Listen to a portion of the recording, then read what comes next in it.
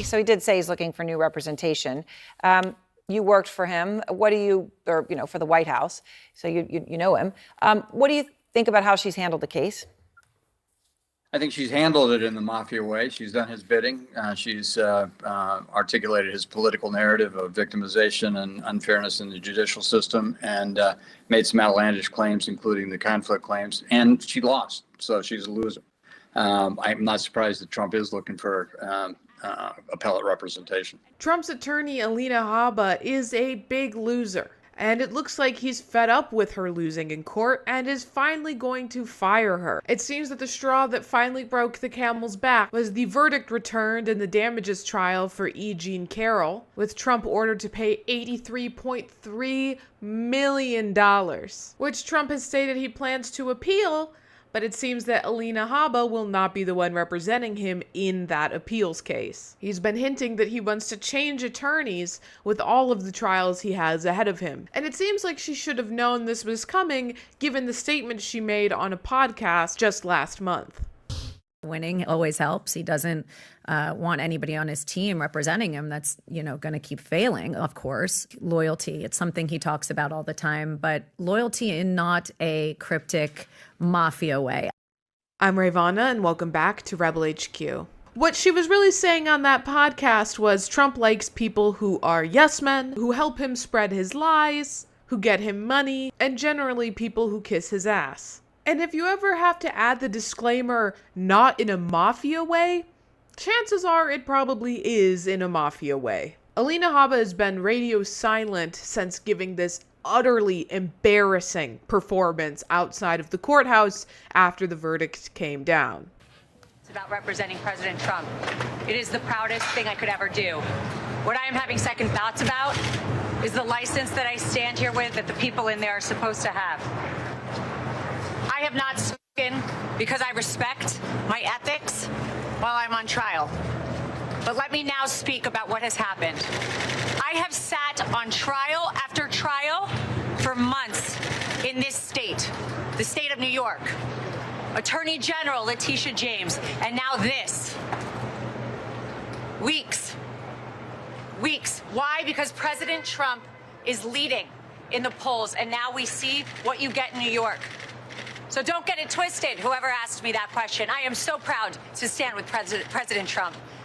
But I am not proud to stand with what I saw in that courtroom. But apparently all of that weird ass kissing outside the courthouse was not enough to appease President Trump, because no matter what performance she puts on there, he still owes $83 million to E. Jean Carroll. So he's going to be dumping Alina Habba. And as I mentioned earlier, she's taking a step back from the public eye to do a little bit of self-care. And apparently for her, self-care includes going on Twitter, searching up my own name, and liking all of the tweets that are praising me. So I'll show you just a few of those tweets. The first post comes from renowned legal expert Mr. Sausage on Twitter, which says, "The Alina Habba stuff is garbage. Appellate counsel specializing in appeals are almost always not the same as defense counsel, maybe from the same firm, but not the same attorney. There was no lawyer on earth that could have won that case for Trump." And you'll notice that most of the tweets that she was liking this weekend have the same vibe and are presenting the same argument. The next tweet is from noted criminal Roger Stone that says, "Alina Habba is not an appeals lawyer. She did an excellent job under difficult circumstances." And the last tweet says, "It's not an attack on Mrs. Habba. It's a common legal exercise if you can afford it." Which there is some truth to what all of these tweets are saying. First, it is an extremely common practice to get a different attorney to represent you in your appeal than you had represent you at trial. And to be fair, Alina Habba does not specialize in appeals.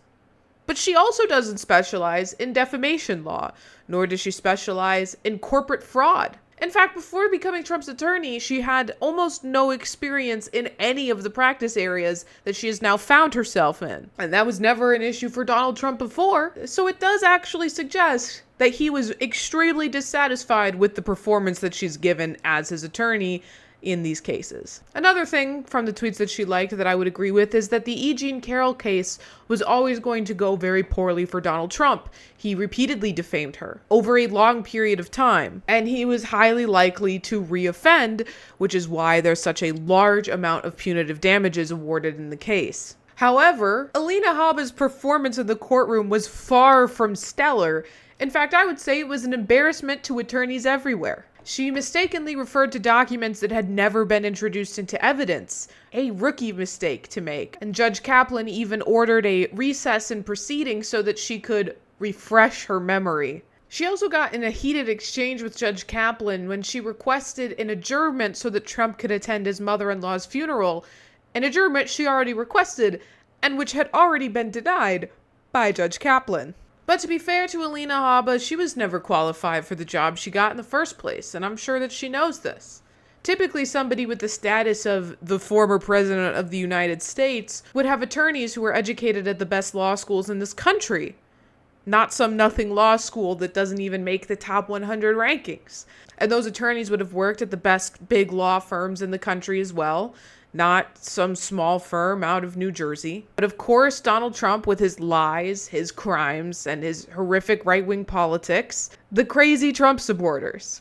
And I'm not calling Alina Habba a crazy person, but she did like this tweet. It says, "Who thinks this country needs a lot more women like Alina Habba and a lot less like Taylor Swift?" But she liked a tweet that quoted that tweet, which reads, "Not to mention, Alina Habba is far more attractive than Taylor Swift." Which, like, come on, girl. Come on, girl. You know that's not true. But hey, whatever makes you feel better while you're gearing up to file for unemployment.